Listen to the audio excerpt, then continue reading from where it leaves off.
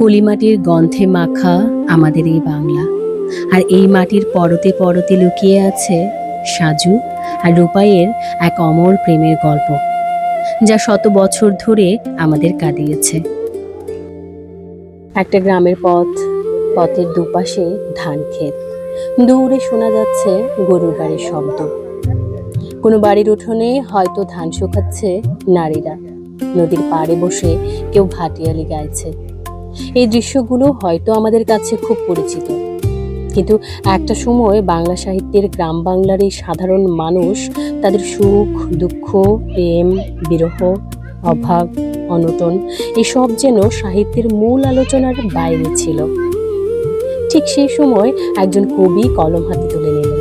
তিনি রাজপ্রাসাদের গল্প লিখলেন না, তিনি লিখলেন কৃষকের কথা, তিনি লিখলেন মাঝির কথা, তিনি লিখলেন গ্রামের কোনো এক মায়ের কথা, তিনি আরো লিখলেন প্রেমে হারিয়ে যাওয়া মানুষের কথা, আর লিখলেন সেই বাংলার সব কথা, যে বাংলাকে আমরা হয়তো চোখের সামনে দেখি, কিন্তু তার গভীর সৌন্দর্য সব সময় আমরা অনুভব করি না।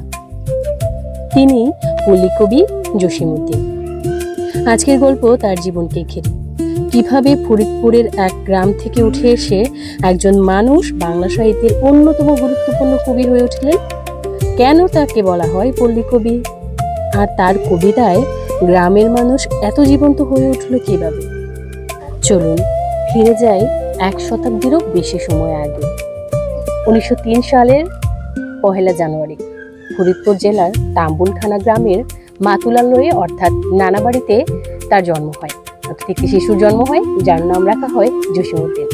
এবং তার দাদার বাড়িও কিন্তু ওই একই উপজেলাতেই ছিল, কাছাকাছি ছিল, খুব দূরে নয়, গোবিন্দপুর।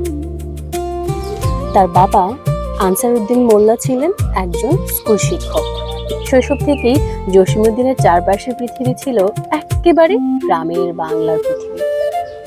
মাটির ঘর, ধানের ক্ষেত, নদী, খাল, নৌকা, কৃষক, জেলে, গরুর গাড়ি, গ্রামের গান।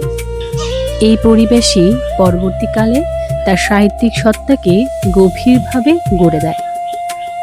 তার কবিতায় যে গ্রাম বাংলাকে আমরা দেখি, সেটি কোনো দূরে থেকে দেখা কল্পিত গ্রাম নয়, এটি ছিল তার নিজের দেখা, নিজের অনুভব করা গ্রাম।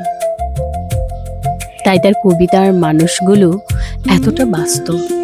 তাদের হাসি যেমন সত্যি, তাদের কান্নাও ঠিক তেমনি সত্যি। জসিমউদ্দিনের প্রাতিষ্ঠানিক শিক্ষা শুরু ফরিদপুর হিতেশী স্কুলে। পরে তিনি পড়াশোনা করেন ফরিদপুর জেলা স্কুলে। 1921 সালে তিনি প্রবেশিকা পরীক্ষায় উত্তীর্ণ হন। এরপর রাজেন্দ্র কলেজ থেকে 1924 সালে আইএ পাশ করেন। কিন্তু তার শিক্ষার পথ এখানে শেষ হয়নি। তিনি কলকাতা বিশ্ববিদ্যালয়ে বাংলা ভাষা ও সাহিত্য নিয়ে উচ্চশিক্ষা গ্রহণ করেন। 1929 সালে বাংলা ভাষায় বিএ এবং 1931 সালে এমএ ডিগ্রি অর্জন করেন। তবে জসিমউদ্দিনের শিক্ষাটা কেবলমাত্র বইয়ের পাতাতেই সীমাবদ্ধ ছিল না, যেটা আজকাল আমাদের পড়াশোনার মধ্যে অনেকটাই আমরা দেখতে পাই। আমরা কেবল পড়াশোনা করি শুধুমাত্র সার্টিফিকেটটা অর্জন করার জন্য, প্রাতিষ্ঠানিক যে শিক্ষার স্বীকৃতি সেটা অর্জন করার জন্য। আমাদের প্রত্যেকের জন্ম, প্রত্যেকের মৃত্যু, প্রত্যেকের বেঁচে থাকা, সবকিছুর পেছনেও যে আরো কিছু কারণ থাকতে পারে, সেই কারণগুলো আমরা খুঁজে বের করতে চাই না। আমরা শুধু তাৎক্ষণিক বিষয়গুলোই চাই, যে জাগতিক বিষয়গুলো, যে আমরা কে কত বড় ডিগ্রি অর্জন করলাম, কিন্তু ডিগ্রিটা অর্জন করার আসলে মূল কারণটা কি, কিংবা এই ডিগ্রিটা অর্জন করার পর আমার নিজের কিছু দায়িত্ব থাকে, মানুষ হিসেবে প্রকৃতির প্রতি আমার কিছু দায়বদ্ধতা থাকে, সৃষ্টিকর্তা আমাকে সৃষ্টি করেছেন তার পেছনে আমার কিছুটা দায়বদ্ধতা থাকে। সেই জায়গা থেকে আমরা খুব বেশি উপলব্ধি করি না এই বিষয়গুলোকে। আর বোধহয় সেজন্যই তার কবিতা এতটা প্রাণবন্ত, এতটা বাস্তব, এতটা জীবন্ত। তার কবিতার মানুষের হাসি যেরকম সত্য, কান্নাও ততটাই সত্য। তার কবিতাগুলো পড়লে আপনি, আমি, আমরা যেরকম নিজের মনটাকে, মনের যে কথা, সেগুলো যেরকম আমরা ধারণ করতে পারি বা উপলব্ধি করতে পারি, সেটা বোধহয় জসিমউদ্দিন ছাড়া খুব কম কবিরই পক্ষে সম্ভব হয়েছে এত প্রাণবন্তভাবে গ্রাম বাংলার বিষয়গুলোকে ফুটিয়ে তোলা। জসীমউদ্দীনের সাহিত্যিক জীবনের অন্যতম গুরুত্বপূর্ণ রচনা হলো কবর। একজন বৃদ্ধ তার নাতিকে নিয়ে দাঁড়িয়ে আছে প্রিয়জনের কবরের সামনে।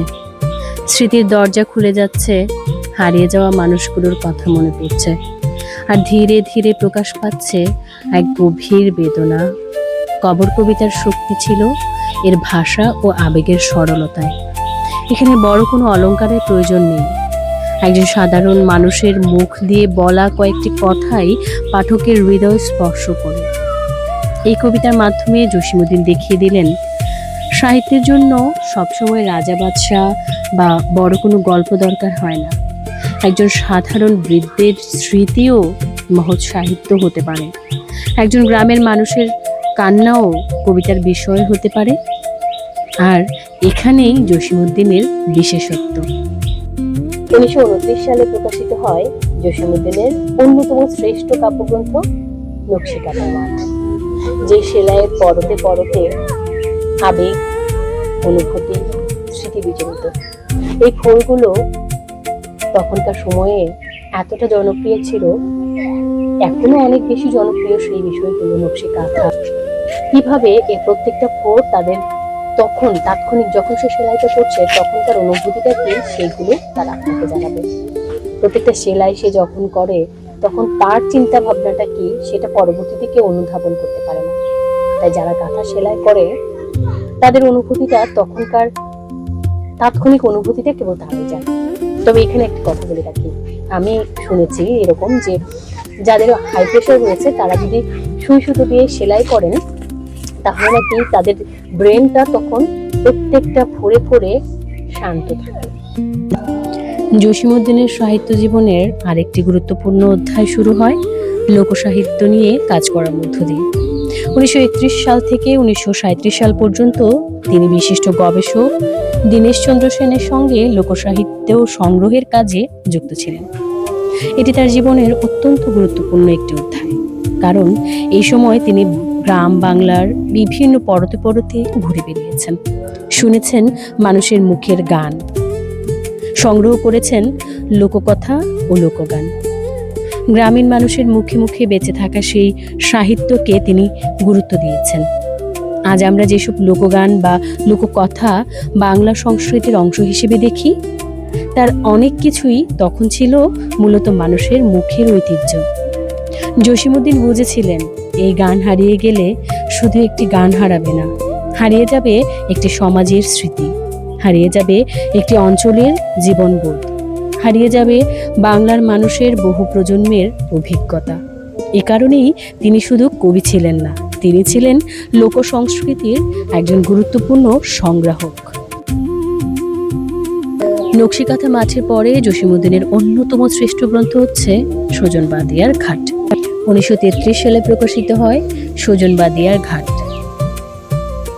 এখানেও গ্রামীণ সমাজ, মানুষের সম্পর্ক, ভালোবাসা এবং সামাজিক বাস্তবতা গুরুত্বপূর্ণ হয়ে ওঠে।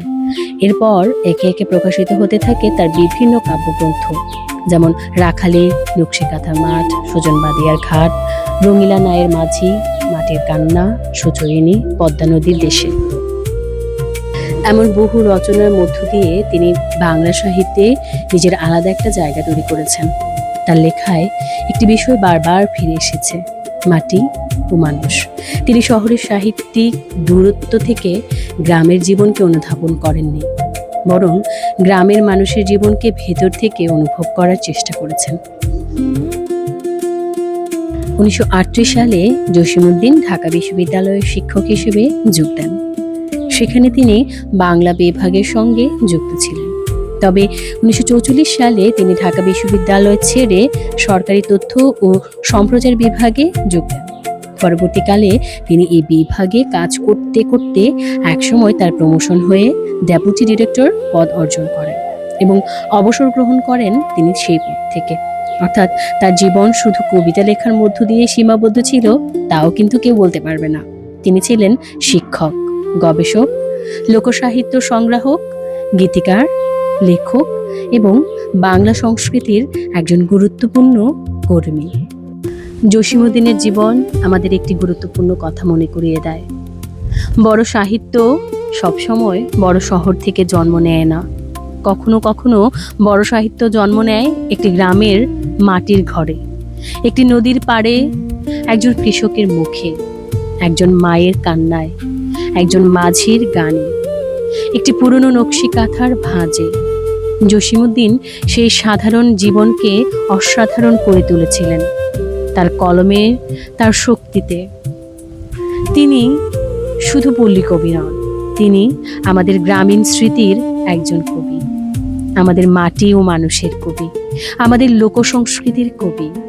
আর হয়তো এ কারণেই এত বছর পরও তার লেখা পড়লেই আমাদের বাংলার সেই পুরনো গ্রামগুলোর কথা মনে হয়ে যায়। ধানের গন্ধ, নদীর জল, নৌকার গান, কোনো বৃদ্ধের স্মৃতি, কোনো মায়ের চোখের জলে জসীমউদ্দিনের বাংলা আজও বেঁচে আছে। 1976 সাল, বাংলাদেশ তখন সদ্য স্বাধীন হয়েছে। স্বাধীন দেশের মেরামতের কাজ চলছে, কিন্তু কবির জীবন তখন প্রায় শেষান্তে। কবির জীবনের অবসান ঘটছিল ঠিক তখন। 13ই মার্চ 1976 সাল কবি মৃত্যুবরণ করেন। মৃত্যুকালীন সময়ে কবির বয়স হয়েছিল 73 বছর। তার নিজ ইচ্ছাতেই তার মৃত্যুর পরে তাকে ফরিদপুরের নিজ গ্রামে সমাহিত করা হয়। কবি চলে গেলেন, কিন্তু রয়ে গেল তার সৃষ্টি, রয়ে গেল কবর, রয়ে গেল সজনবাড়িয়ার ঘাট, রয়ে গেল নকশি কাঁথার মাঠ। আপনি যদি বাংলা সাহিত্য, বিখ্যাত লেখক, কবিদের জীবন কাহিনী এবং তাদের সৃষ্টির গল্প জানতে ভালোবাসেন, তাহলে আমাদের চ্যানেলটি সাবস্ক্রাইব করে পাশে থাকবেন। দেখা হবে নতুন কোনো বই, নতুন কোনো লেখক কিংবা নতুন কোনো গল্প নিয়ে। সেই পর্যন্ত ভালো থাকবেন, ভালো রাখবেন। আল্লাহ হাফেজ। আসসালামু আলাইকুম।